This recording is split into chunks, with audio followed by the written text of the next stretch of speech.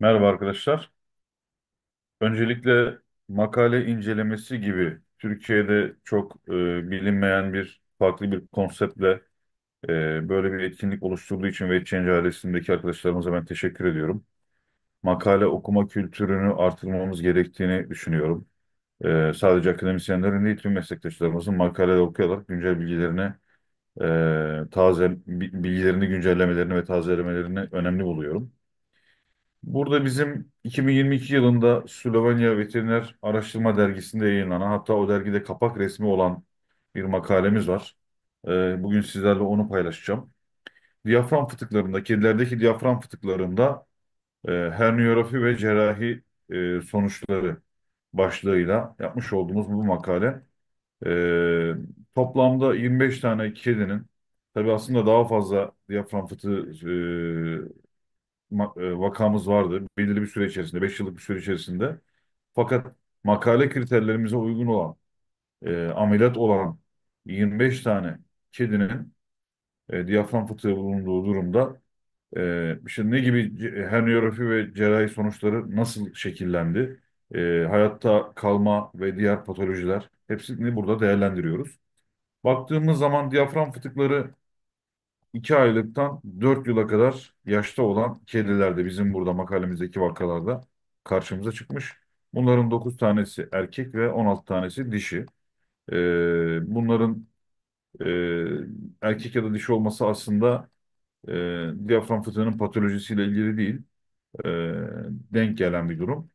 Baktığımız zaman kısırlaştırma oranları da aslında belirgin bir anlam ifade etmiyor. Şimdi burada tabii makalenin detayları çok fazla. Ben bazı önemli noktalara e, değineceğim. Biliyorsunuz diyafram fıtığındaki en önemli bulgu solunum problemleri. Dispne gibi. Bunun haricinde tabii ki fıtıklaşan organlara bağlı olarak ya da alınan, eğer travmatik bir diyafram fıtığıysa travmaya bağlı olarak birçok klinik bulgu görülebilir. Kesin tanıda röntgen bizim için çok önemli. Diyafram sınırının tam olarak görülmemesi, kalbin tam olarak görülememesi, toraks içerisindeki yoğunlukların, densitenin, opasitenin artmış olması, mide gibi organların gaz içeriğiyle veya bağırsakların orada görünüyor olması toraks içerisinde bizim için çoğu zaman kesin tanı sebebi. Kesin tanıyı bu şekilde koyamadığımız durumlarda ilaçlı, yani kontrast radyografi ya da ultrason muayenesi yapılabiliyor arkadaşlar. Birçok faktör var diyafram fıtıklarında mortaliteyi ya da hayatta kalmayı etkileyen. Bu makalede aslında bunların incelendiğinden kısmen söz edebiliriz. Bu makalenin özellikle tartışma bölümünü ben detaylı okumanızı tavsiye ederim. Bu arada makalenin detaylarına girmeden şunu da göstermek istiyorum. Yani bu makaleye nasıl ulaşabiliriz dediğiniz zaman bu benim Google'daki yazar profilim. Burada benim diğer makalelerime de ulaşabilirsiniz. Şöyle yıla göre sıraladığımızda makaleleri 2022 yılındaki makalelere gelince orada şöyle biraz daha aşağı inelim. 2022 yılındaki makalelere geldiğimizde Herniorrhaphy ve and Surgical Outcomes diye başlayan şu diyafram fıtığıyla ilgili makale. Ona tıkladığınız zaman sizi o sayfaya götürüp ücretsiz erişimle ulaşabiliyorsunuz. Ayrıca benim profilime girmeden de doğrudan buraya e, deveci İngilizce olarak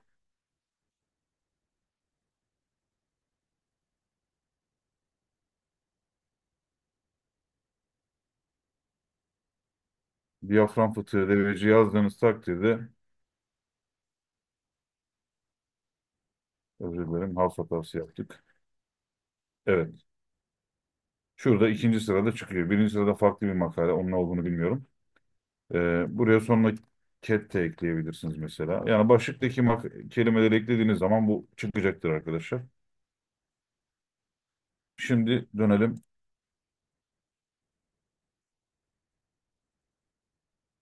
makalemize. Biz buradaki vakalarda dikkat ettiğimiz bazı noktalardan bahsetmek istiyorum. Anestezide özellikle gaz anestezinin kullanılması, özellikle otomatik ventilasyona sahip olan bir gaz anestezi cihazının olması.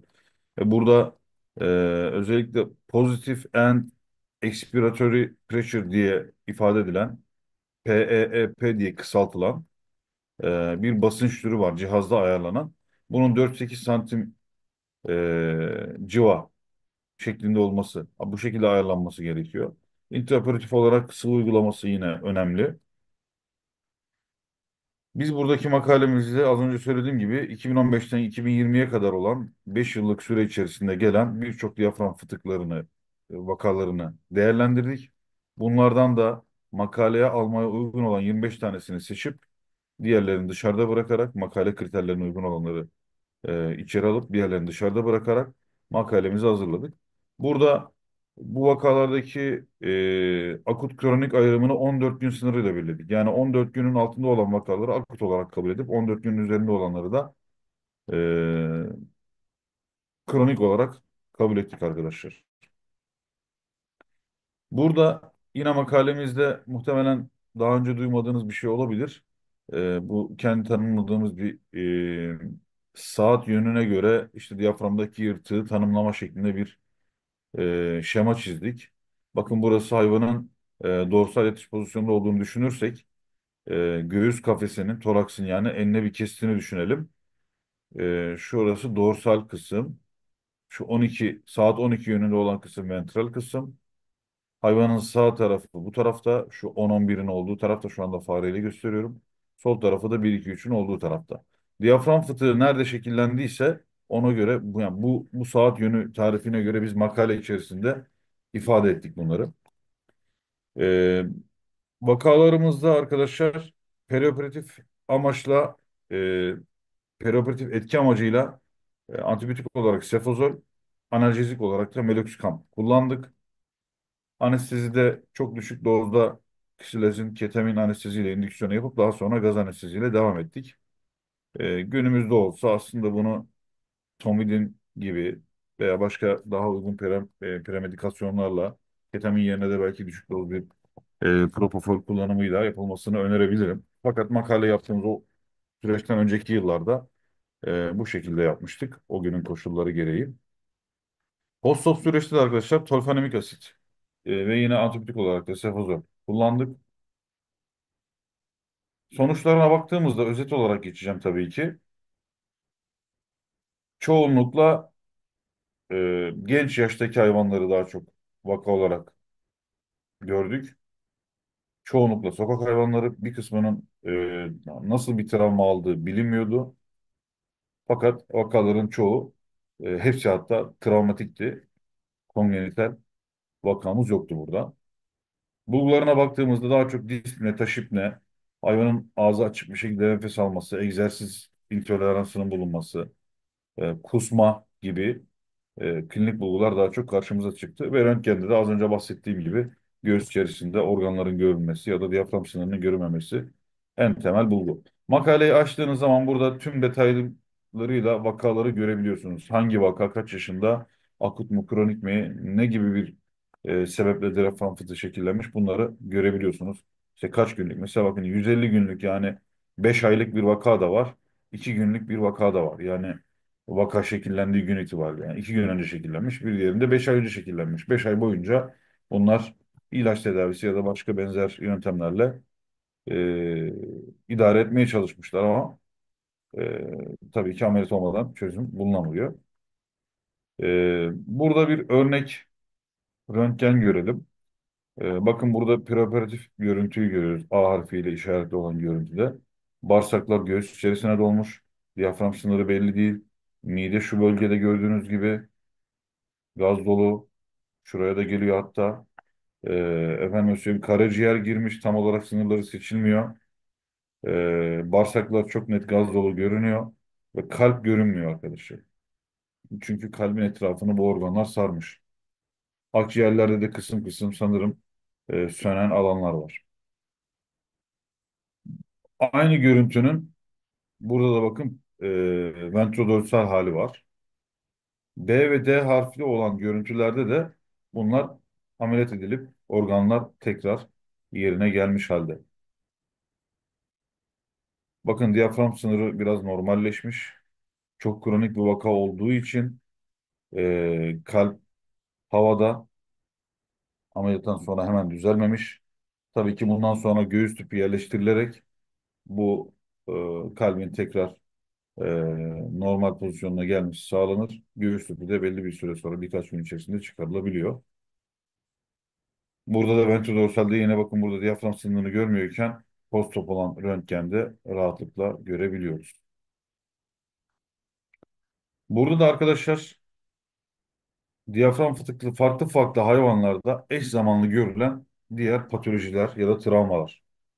Mesela A harfinde, A harfi olan örnek şekilde bir dalak rupturu var. Bakın, travma sırasında dalak yırtılarak intraabdominal bir kanama oluşmuş. Burada bir hasar oluşmuş. Bu görmüş olduğumuz B harfli resimdeki görüntüde diyafram fıtığının sonucunda fıtıklaşan midenin aynı zamanda torsiyon olması, yani gastrik torsiyon. Torsiyonun sonucunda ve olayın da kronikleşmesi sonucunda midedeki dolaşımın bozulmasıyla bu görmüş olduğunuz artık olayın yavaş yavaş nekrotik bir hale gitmesi. Neyse ki yani tamamen nekroze olmadan yakalanmış bir vaka. Sağda görmüş olduğumuzda yine fıtıklaşmış olan bir karaciğerin zamanla apseleşmesi. Bakın, şurası sarı bir kitle şeklinde. Bu bir karaciğer apsesi. Karaciğerin geneline baktığımız zaman da e, yapısı oldukça bozuk zaten. Rengi de deseni de bozulmaya başlamış. Bunun gibi birçok detaylar içerisinde makalede mevcut, okuyabilirsiniz. E, Hayvanlarda hangi organlar daha çok, bakın şuradaki tabloda, 2 numaralı tabloda en çok hangi organlar fıtıklaşmış, bunları görüyorsunuz. Hangi bölgede ve ne kadar bir yırtık var, başlangıç bitiş noktaları. Onun haricinde başka ne gibi patolojiler var? Mesela bakıyoruz işte, birinde safra kesesi e, genişlemiş, femur kırığı varmış aynı zamanda. Efendim söyleyeyim, bir diğerinde e, dalak deplase olmuş sağ tarafa. Bir diğerinde işte hepatik apse, yani karaciğer apsesi. Bir başkasında yine dalak rupturu. Bir başkasında megaözofagus, splenomegali. Bu şekilde devam ediyor. Bakabilirsiniz detaylara. Çok uzatmak istemiyorum. Sizi sıkmak istemiyorum arkadaşlar. En çok fıtıklaşan organlara baktığımızda ince bağırsaklar, karaciğer ve omentum. En çok fıtıklaşanlar bunlar. Bundan sonra işte mide, e, kalın bağırsak şeklinde gidiyor. İlginç olan, bakın bir vakada sağ böbrek fıtıklaşmış göğüs içerisine. Evet, bir vakada pankreas fıtıklaşmış. Bir vakada karaciğerle birlikte, hatta bir değil, özür dilerim, 5 vakada karaciğerle birlikte safra kesesi de fıtıklaşmış vesaire. Böyle ilginç şeyler de olmuş. Ama çoğunlukla ince bağırsaklar, karaciğer, ki zaten bunlar hemen biliyorsunuz göğüse en yakın organlar. Omentum ve mide. Hemogram bulgularına baktığımızda ve de biyokimya bulgularına baktığımızda, serum biyokimyası bulgularına baktığımızda genellikle hangilerinin değiştiğini görüyoruz. Burada üç farklı tablo var. Bütün vakaları gösteren. Hepsi tablo 4 başlığı altında toplanmış. Baktığımız zaman VBC çok değişken. Normal VBC'si olan vaka pek göremiyorsunuz. Mutlaka bir değişkenlik var. Var. Az ya da çok. Hemoglobin ve hematokrit değerlerinde zaman zaman anemi görüyoruz. Özellikle kronik vakalarda ya da akut ise kanamanın çok olduğu vakalarda. Bunun haricinde yine en çok biyokimyada değişen değerlere baktığımızda ALT, AST, glukoz değerleri, efendime söyleyeyim, kreatin, demir, albumin, kalsiyum gibi değerler en çok değişen değerler arkadaşlar. Ameliyat sonucunda klinik bulguların ortadan kalktığını, büyük oranda başarı elde ettiğimizi söyleyebiliriz. Tabii ki mortalite riski yüksek olan bir hastalık, e, özellikle travmatik olanlarda. E, Farklı kaynaklarda bu mortalite oranları yüzde işte 30, yüzde 20, yüzde 10 değişiyor. Makalenin içerisinde bunların detayları var.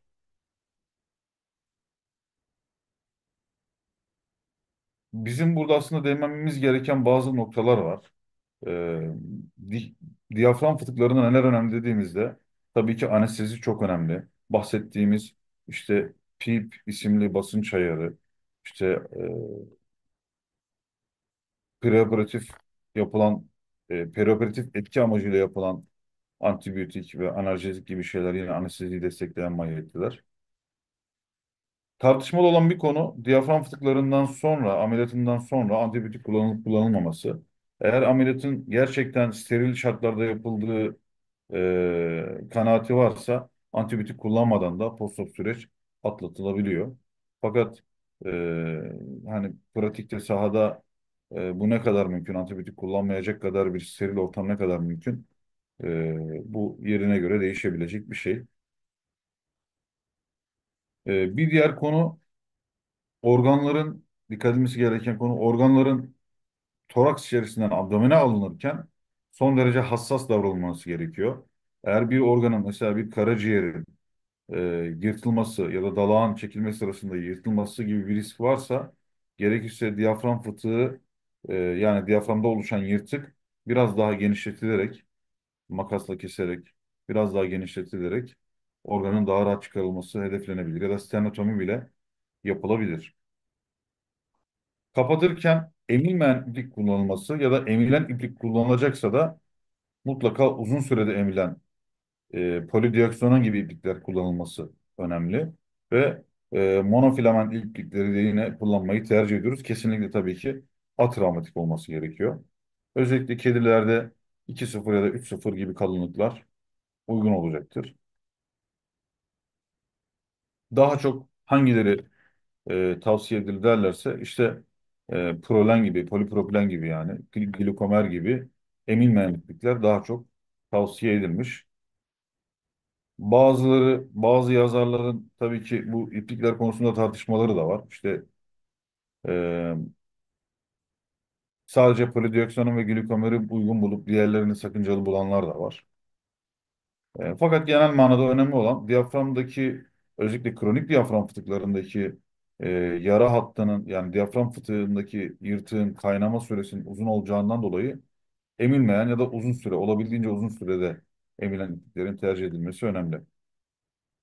Yine diğer konu önemli konulardan bir tanesi diyafram fıtıkları acil vakalar aslında değildir arkadaşlar. Yani acil değildirden şunu kastediyorum. Diyafram fıtığı size geldiğinde hemen ameliyata almanız gerekmez. Öncelikle hayvanı stabilize etmeniz çoğu zaman daha önemlidir. Ee, Hayvanın daha rahat, daha stabil olduğunu hissettiğiniz zaman ameliyata alabiliyorsunuz. Mortaliteyi etkileyen en önemli konulardan bir tanesi fıtıklaşan organlar ve bunların almış olduğu travmalar. Örneğin işte bir dalak rupturu olan, karaciğer rupturu olan ya da kronikleşmiş karaciğerinde apse olan ya da örneğin böbrek fıtıklaşmış, belki böbrek artık fonksiyonunu büyük oranda kaybetmiş. Dolayısıyla bu gibi vakaların postoperatif süreçte yaşayacağı riskler e, daha fazla oluyor.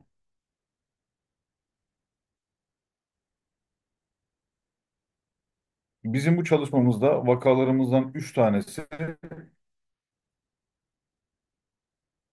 hemen ameliyattan uyanma sürecinde ya da ameliyat sırasında. Diğer 3 tanesi de ameliyattan sonraki günler içerisinde ölüyor.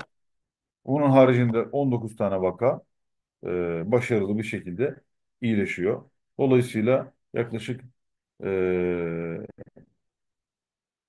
burada da hesaplanmıştı aslında sanırım %76 civarında olması lazım. Şu an hatırlayamadım. Sizin arkadaşlar.